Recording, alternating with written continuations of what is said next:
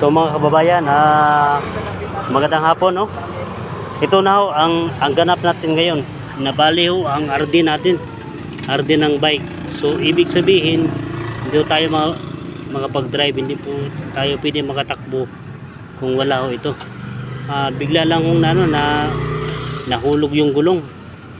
Pagkahulog ng gulong, ayun, nabali. So ayan, medyo problema tayo. Nasa Linamon, Lanao del Norte tayo, poblasyon ng Linamon, Lanao del Norte. Malapit lang tayo sa Iligan kunti. So ngayon medyo hindi pa tayo makapag-bike. Sikasuhin muna natin itong mga kababayan. Yan. So ayan ho yung mga gamit natin.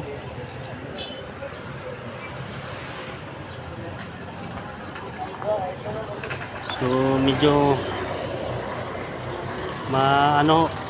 medyo madilatar ho yung yung pagbisikleta natin. Nasira yung RD.